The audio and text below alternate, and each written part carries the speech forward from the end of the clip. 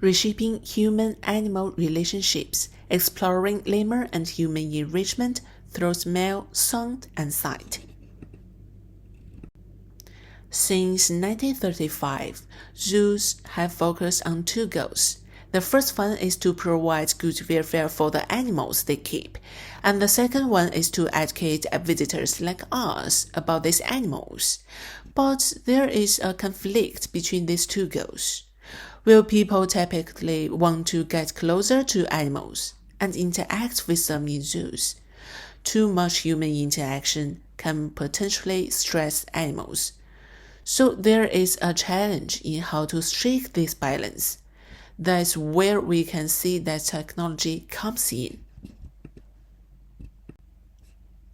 To build technology that is suitable for animals and people, we first designed and built multimodal technology for red dwarf lemurs that allow them to trigger audio, videos, and smells when they approach the device.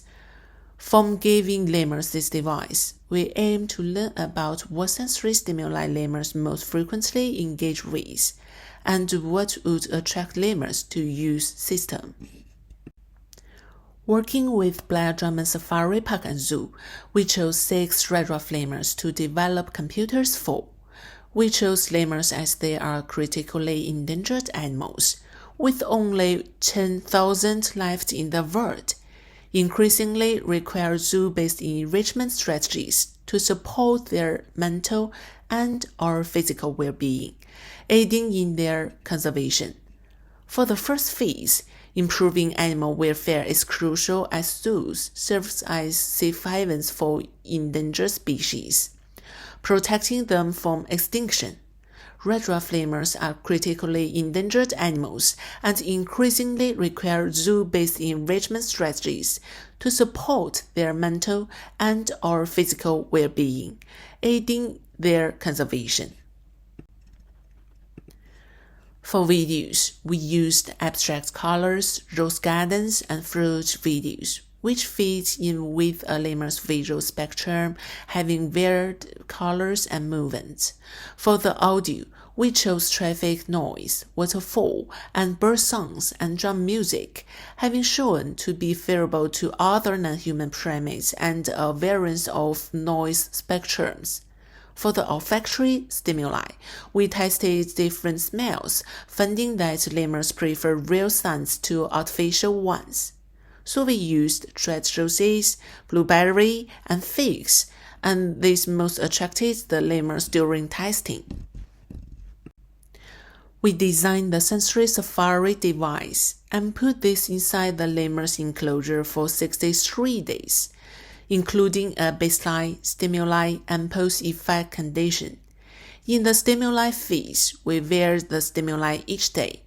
The device, verified by CCTV camera, records the lemur's usage including their frequency, duration, and we noted from the video the number of lemurs in the specific space. We also did the informal interviews with 3 zookeepers to provide additional insights into lemur behavior and system usability. What we found based on more than 4,000 data points is our results demonstrate lemurs used multimodal stimuli more than unimodal stimuli. We also found that when any stimuli are provided, they use the space more than when there is no technology, meaning that regardless of stimuli, lemurs will use the space if technology is available. Visual stimuli alone engage the lemurs the least. And this is the video.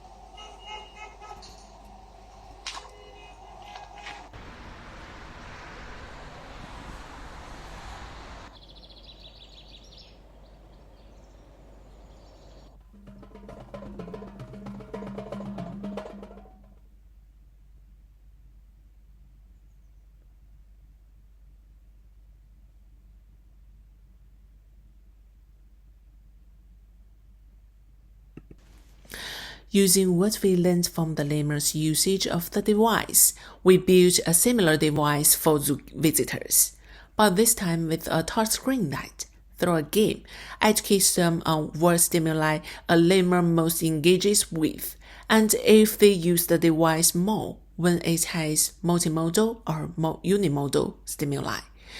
We deployed the device for 20 days to see how the system changed people's engagement, empathy, learning, and overall experience while at the lemur enclosure.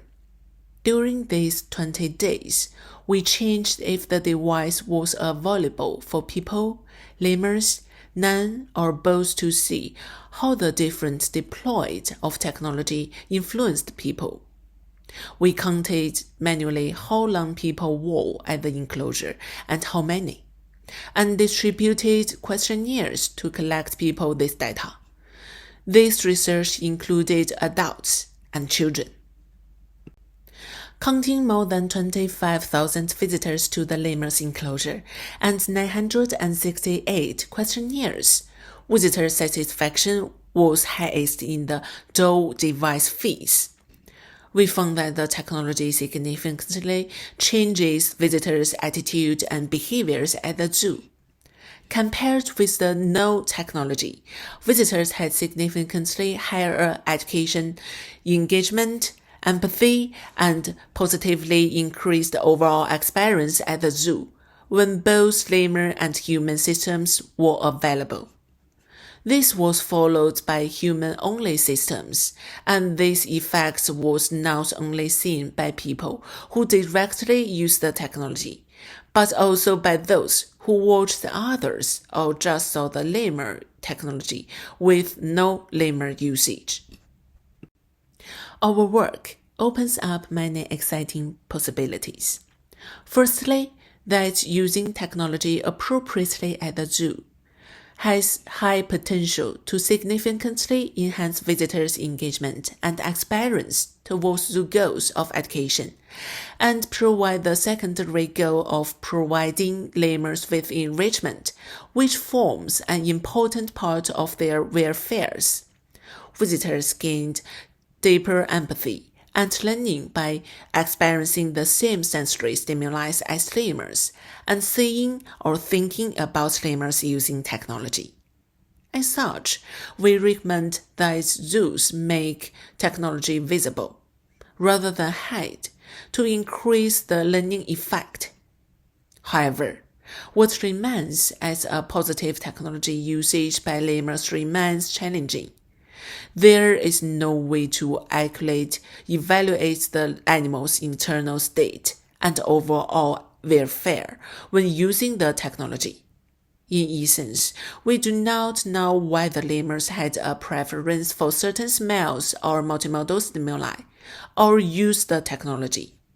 Lastly, it is interesting to think about how humans around the enclosure will affect lemurs' device usage.